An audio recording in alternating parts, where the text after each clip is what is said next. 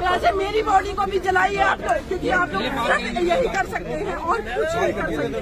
आप मुझे ऑर्डर दिखाइए ना, नहीं तो मुझे जाने दीजिए। ऑर्डर दिखाइए।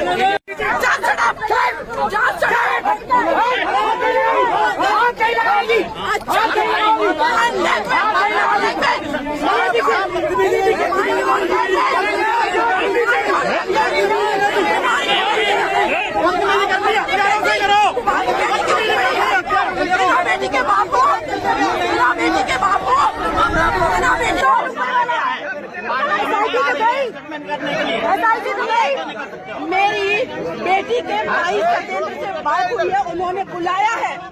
मैं इस केस को हैंडल करूंगी, मैं जाने दीजिए। और नहीं तो अपने उच्च अधिकारियों को बोलिए, जैसे मनीषा की डेड बॉडी को रात में पेट्रोल डाल के जलाया है ना, वैसे मेरी बॉडी को भी जलाइए आप लोग, क्योंकि आप लोग सिर्फ यही कर सकते हैं और कुछ नहीं कर सकते। आप मुझे ऑर्डर दिखाइए ना, नहीं तो मुझे जाने दीजिए। ऑर्डर दिखाइए।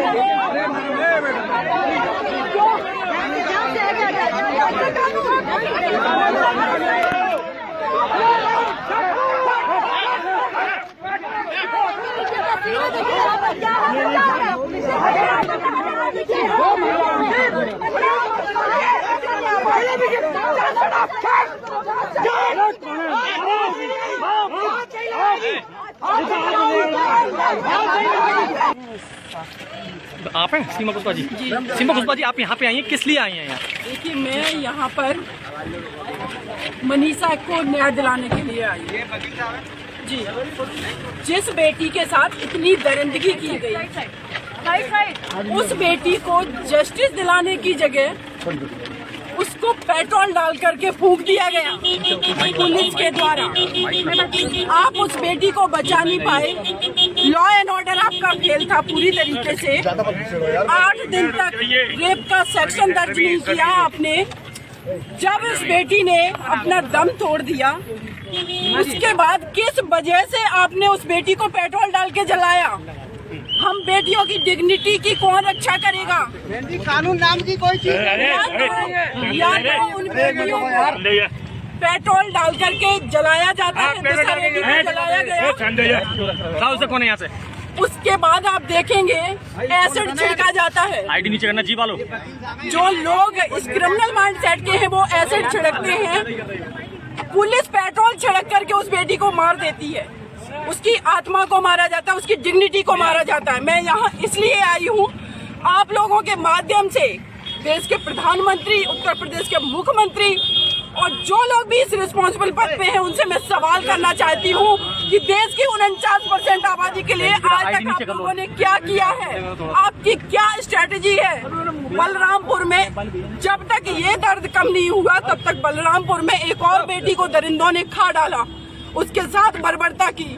मैंने निर्भया को जस्टिस दिलाया, मैं मनीषा को भी जस्टिस दिलाऊंगी। कहाँ तक ले जाएंगी इस केस को? क्या आप केस लड़ने की बात कह रही हैं? बिल्कुल, मैं केस लड़ने की बात कह रही हूँ। सुबह उनके भाई सत्येंद्र से बात हुई, लेकिन वो क्लियर बात नहीं हो पा रही। वो लोग बहुत दुखी हैं, इसीलिए मैं यहाँ पर आई हूँ कि उस परिवार से मुझे मिलना है, उनसे बात करनी है और मुझे इस बेटी को न्याय दिलाना है। सबको रोका जा रहा है, मीडिया को सुबह से एंट्री नहीं दी गई। ये केस के अंदर SIT है, क्या आप जाने की कोशिश करेंगे अंदर? मैं बिल्कुल जाने की कोशिश करूंगी। देखिए, अगर लॉ एंड ऑर्डर फेल हुआ है तो वो आपके वजह से।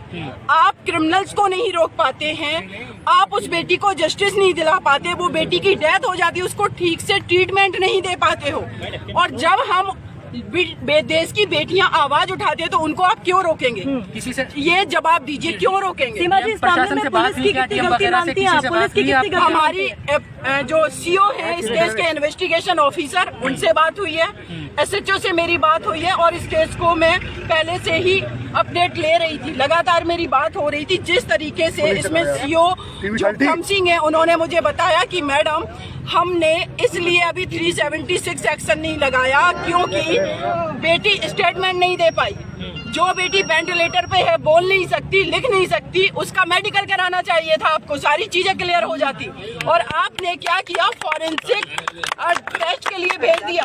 एक इस देश के अंदर फॉरेंसिक लैब कितनी है, 2-3 महीनों में रिपोर्ट आती है, तब तक इस देश की बेटियां क्या इसी तरीके से मरती रहेंगी? ये सवाल है। इस बातों पर भी सवाल उठेगा सीमा जी, जिस तरीके से उसका अंतिम संस्कार किया गया, मानवता का अंतिम संस्कार कहा जा रहा है। बिल्कुल हिंदू कहा जा रीति रिवाज में कहीं पर भी ऐसा नहीं होता है कि रात के वक्त और आप इस तरीके से जल्दबाजी में अंतिम संस्कार कर देते हैं। बिल्कुल। और देखिए, मैं तो आप लोगों को बताऊंगी कि हमारे देश के अंदर कोई भी व्यक्ति रिस्पॉन्सिबल पद पे है वो हमारे देश की बेटियों के लिए संवेदनशील नहीं है, क्योंकि अभी तक क्यों नहीं हमारे देश में कभी भी ऐसे कानूनी स्ट्रांग बने या फिर ऐसी कोई स्ट्रेटजी बना करके काम क्यों नहीं किया गया। ये आज सिर्फ मनीषा की बात नहीं है, पूरे देश की बेटियों की आइडेंटिटी की बात है। आप यहाँ पत्रकार हैं, मैं एडवोकेट हूँ, डॉक्टर, इंजीनियर, किसी भी प्रोफेशन की कोई महिला ये आज दावे के साथ नहीं कह सकती कि हम 21वीं सेंचुरी